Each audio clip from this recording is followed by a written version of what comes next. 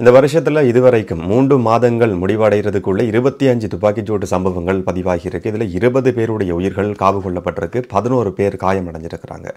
பாதாள உலக நடவடிக்கைகளோடு சம்பந்தப்பட்ட குழுக்களுக்கு இடையில் இருக்கிற மோதல் கணேமுல்ல சஞ்சீவவினுடைய கொலைக்கு பிறகு தீவிரமடைஞ்சிருந்தது. நேற்று கொழும்பு கிராண்ட் பாஸ் பகுதியிலேயும் ஒரு துப்பாக்கிச்சூட்டு சம்பவம் பதிவாகியிருக்கு. இதுவும் ஒரு குழு மோதல் என்றது விசாரணைகளில் தெரிய வந்திருக்கு. இதுக்கு பின்னால் இருக்கிற சில விஷயங்களை பற்றி இந்த காணொலியில் பார்க்கலாம். இதே நேரம் கோட்டாபய ராஜபக்சவுக்கு எதிராக இலங்கையினுடைய உயர்நீதிமன்றம் ஒரு உத்தரவை பிறப்பிச்சிருக்கு. மிக முக்கியமான ஒரு உத்தரவு. அது என்னன்றதையும் இதில் பார்க்கலாம். வணக்கம், நான் பிரசாந்த் ராஜ். கொழும்பு கிராண்ட் பாஸ் பிரதேசத்தில் நேற்று 9 மணி 9:30 மாதிரி ஒரு துப்பாக்கிச்சூட்டு சம்பவம் நடக்குது. வளம மாதிரி மோட்டார் பைக்கில் அடையாளம் தெரியாத மர்ம நபர்கள் 2 இளைஞர்களை நோக்கி துப்பாக்கிச்சூடு நடத்துகிறாங்க. இதில் 2 பேர் காயமடைஞ்சு கொழும்பு தேசிய வைத்தியசாலையில் அந்த பிரதேசத்தை சேர்ந்த மக்கள் இந்த துப்பாக்கிச்சூட்டு சம்பவத்தை கேட்டதுக்கு பிறகு போய் பார்த்துருக்குறாங்க. 2 பேரும் இரத்தம் போய் கொண்டிருக்குது. அதுக்கு பிறகு ஒரு முச்சக்கர வண்டியில் ஏற்றி 2 பேரையும் தேசிய வைத்தியசாலையில் அனுமதிச்சிருக்கிறாங்க. இதில் 6 வெற்று தோட்டாக்கள் அந்த இடத்துல இருந்து கண்டுபிடிக்கப்பட்டிருக்கு. 9mm பிஸ்டால் தான் இதுக்கு பயன்படுத்தப்பட்டிருக்கு. இந்த பிஸ்டால் எல்லாம் எப்படி போனது என்றதுதான் இதில் இருக்கிற அடுத்த கேள்வியும் கூட.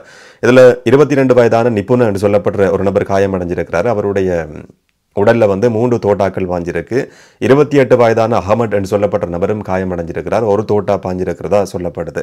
2 குழுக்களுக்கு இடையில இருக்கிற ஒரு மோதல் பாதாள நடவடிக்கைகளோடு சம்பந்தப்பட்ட பண கொடுக்கல் வாங்கலும் இதுக்கு முதல்ல நடந்த சம்பவத்தை மையப்படுத்தி நடந்திருக்கிற ஒரு பழிவாங்கல் செயற்பாடு என்றதும் இப்போதைக்கு விசாரணைகள்ல கண்டுபிடிக்கப்பட்டிருக்கு. இதுல சம்பந்தப்பட்ட 2 குழு என்று சொல்லி அடையாளப்படுத்தப்படுறது மோதர நிபுணர் என்று சொல்லப்பட்ட ஒரு குழுவும் சேதவத்த கசூன், இந்த 2 தரப்புக்கும் இடையில தான் இந்த மாதிரியான ஒரு முருகல் நிலை ஏற்பட்டிருக்கு. 2023ஆம் ஆண்டுல இந்த சேதவத்த கசூன் சொல்லப்பட்ட நபருக்கு சொந்தமான ஒரு ஹோட்டல் வத்தல பிரதேசத்தில் இருக்கு. அந்த ஹோட்டலை இலக்கு வச்சு அங்கிருந்த சிலரை இலக்கு வச்சு ஒரு தாக்குதல் சம்பவம் நடத்தப்படுது. அதில் சிலர் வெட்டி படுகொலை செய்யப்படுறாங்க, இல்லாட்டி காயப்படுத்தப்படுறாங்கன்ற தகவல் வெளிவந்திருந்தது. அதுக்கு பழி வாங்குற ஒரு செயற்பாடாக தான் இந்த சம்பவம் நடத்தப்பட்டிருக்கு. 2023 அந்த சம்பவம் நடத்தப்பட்ட நேரத்தில் ஒரு முச்சக்கர வண்டியை ஓட்டி போனவர் இப்ப காயமடைஞ்சிருக்கிற இந்த கசுன் என்று சொல்லப்படுற நபர் என்றதும் விசாரணைகள்ல தெரிய வந்திருக்கிற ஒரு விஷயம்.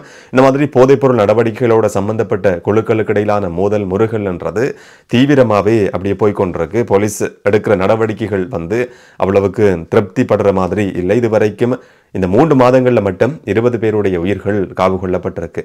இதே நேரம் போதைப்பொருள் கடத்தலோடு சம்பந்தப்பட்ட இன்னும் ஒரு முக்கியமான நபர் தான் பொடி லெசி என்று சொல்லப்படுறவர் இந்தியாவில் கைது செய்யப்பட்டு தடுத்து வைக்கப்பட்டிருக்கிறார். கிட்டத்தட்ட கணேமுல்ல சஞ்சீவ மாதிரியான ஒரு நபர் சொல்லியும் சொல்ல முடியும்.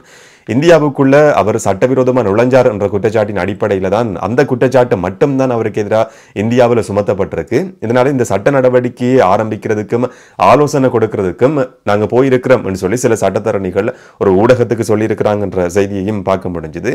இந்தியாவில் இந்த வழக்கு 21ஆம் தேதி மும்பை நீதிமன்றத்தில் நடக்க இருக்கு.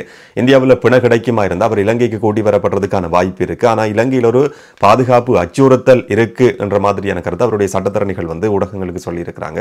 இலங்கைக்கு அவர் வருவாரா இருந்தா கணேமுல்ல சஞ்சீவ மாதிரியான ஒரு சம்பவம் நடக்கிறதுக்கான வாய்ப்பும் இருக்கு. என்னன்னு சொன்னா போதைப்பொருள் கடத்தல் அந்த வலைமைப்போட சம்பந்தப்பட்ட நபர் இதோட தொடர்பு பட்டிருக்கிற நபர்களுக்கு இடையில போட்டி, பொறாமை, மோதல், பழி வாங்குற கடந்த கால சம்பவங்கள் எல்லாம் இருக்க முடியும். இதுக்கு பிறகு என்ன நடக்கும் என்றதை பொறுத்திருந்து பார்க்கலாம். 2வது விஷயம், கோட்டாபய ராஜபக்சவுக்கு எதிராக ஒரு பெண் அடிப்படை உரிமை மீறல் மனுவை பதிவு செய்யறாங்க. பெலியகுட பிரதேசத்தை சேர்ந்த பெண் 2020ஆம் ஆண்டுல ஹெரோயின் வச்சிருந்தாங்கன்ற குற்றச்சாட்டின் அடிப்படையில் இந்த பெண் பயங்கரவாத தடை சட்டத்தின் கீழே கைது செய்யப்பட்டிருக்கிறாங்க.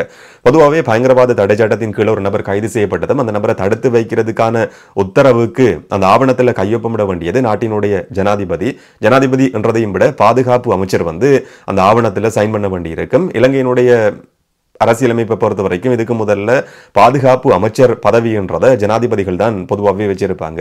ஆனா கோட்டாபய ராஜபக்ச இந்த உத்தரவை பிறப்பிச்ச சந்தர்ப்பத்தில் 19வது அரசியலமைப்பு திருத்தம் நடைமுறையில் இருந்தது. 19வது அரசியலமைப்பு திருத்தத்தின்படி நாட்டினுடைய ஜனாதிபதி பாதுகாப்பு அமைச்சர் என்ற பதவியை வகிக்க முடியாது. அப்ப அந்த காலகட்டத்தில் இந்த பெண் கைது செய்யப்பட்டு இந்த தடுத்து வைக்கிறதுக்கான உத்தரவு பிறப்பிக்கப்பட்ட காலத்தில் இலங்கையில் ஒரு பாதுகாப்பு அமைச்சரே கிடையாது. கோட்டாபய ராஜபக்சவுக்கு பாதுகாப்பு அமைச்சர் பதவியை வகிக்க முடியும் என்று சொல்லி 2020 அக்டோபர்ல 20வது அரசியலமைப்பு திருத்தம் நிறைவேற்றப்பட்டதுக்கு பிறகுதான் அவருக்கான அந்த பதவி கொடுக்கப்பட்டிருந்தது, சட்டபூர்வமாகி இருந்தது.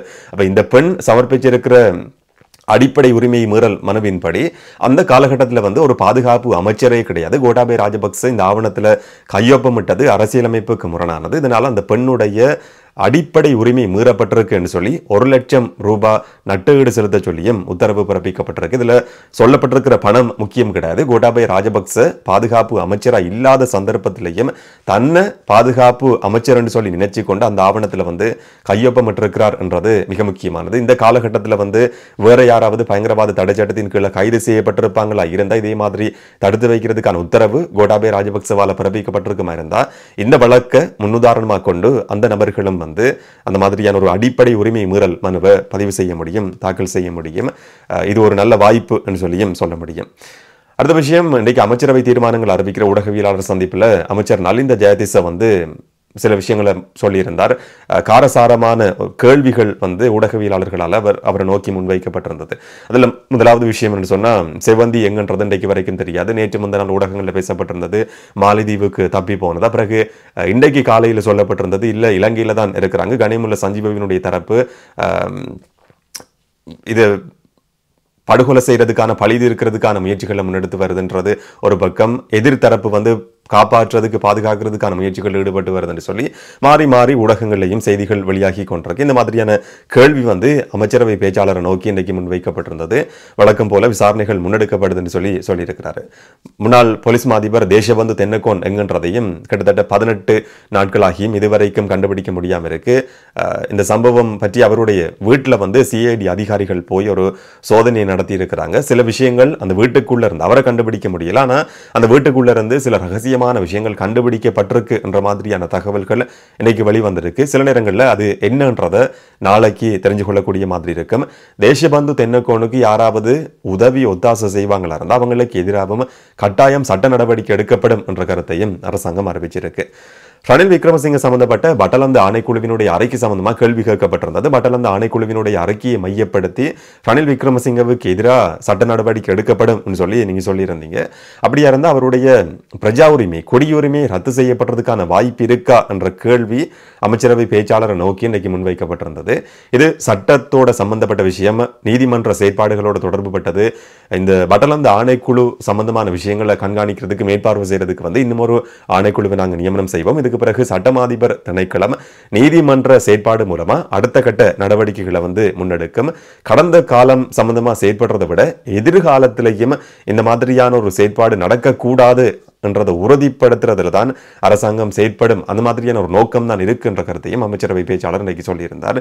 இந்த பட்டலந்த ஆணைக்குழுவினுடைய விசாரணை முன்னெடுக்கப்பட்டது, அந்த அறிக்கை சம்பந்தமா பேசப்பட்டது, சட்ட நடவடிக்கை எடுக்கப்பட்டது எல்லாம் வரவேற்கப்பட வேண்டியது. ஆனா இதுக்கு முதல்ல மற்ற பிரதேசங்களில் நடத்தப்பட்ட சித்திரவதை முகாம்கள் என்று சொல்லி மிக முக்கியமான சில இடங்கள் இருக்கு. திருகோணமலையில் இருக்கிற கடற்படை முகாம் இதே மாதிரியான ஒரு சித்திரவதை கூடமா பயன்படுத்தப்பட்டது என்றது நான் சொல்ற ஒரு குற்றச்சாட்டு கிடையாது.